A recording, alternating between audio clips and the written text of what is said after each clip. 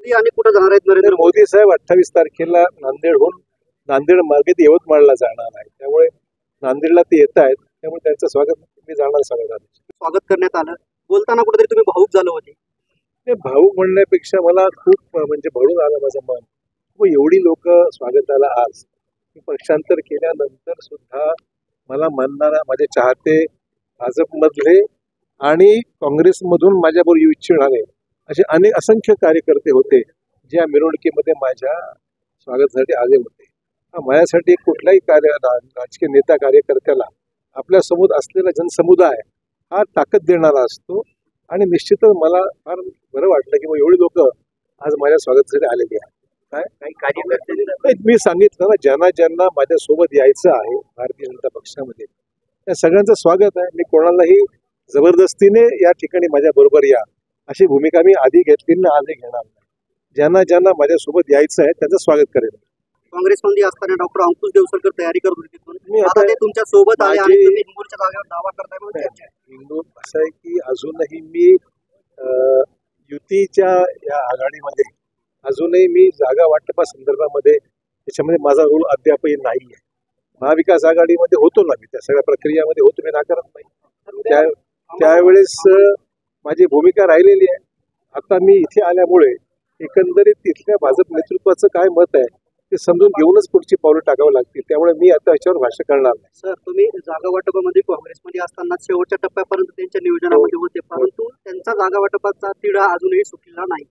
आता मी जे ऐकतोय की वृत्तपत्रात जे पाहतोय ते लवकर सुटे जाव आहे ना, बघूया काय करतात. काय म्हणताय? उच्च न्यायालयाने मागास नाही मराठा नाही, असं आहे. मला जी माहिती आहे, मागास आयोगाने मागच्या सगळ्या कायदेशीर त्रुटी दूर करूनच हा कायदा पारित केलेला आहे, तो कायदा तयार केलेला आहे. आरक्षण का तो फैसला असेंबली में बिल कानून पारित हुआ है.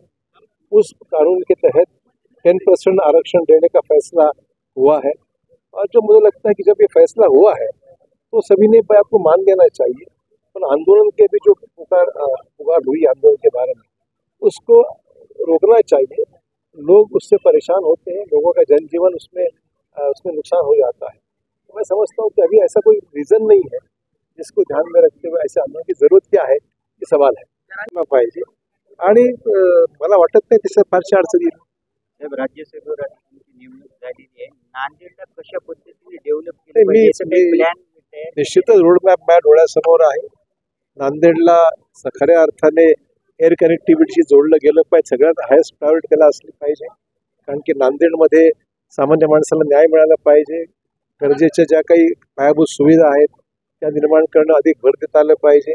रेल्वेचे प्रकल्प केंद्राशी संबंधित आहेत, त्याला निधी मिळाला पाहिजे. भरपूर माझ्यासमोर मागच्या कालावधीमध्ये मी ज्या काही गोष्टी हाती घेतल्या होत्या ज्या अपूर्ण आहेत किंवा त्याला अजूनही काही करायची गरज आहे, त्या गोष्टीमध्ये मी लक्ष देऊन आगामी काळात, आता अर्थात निवडणुकीचा कालावधी आहे, आचारसंहिता लागणार आहे, त्यामुळे निवडणुका झाल्यानंतरच खऱ्या अर्थाने नांदेडच्या कामाला सुरुवात करता येईल. मान्य झाल्यानंतर पुन्हा उद्यापासून रास्ता रोको.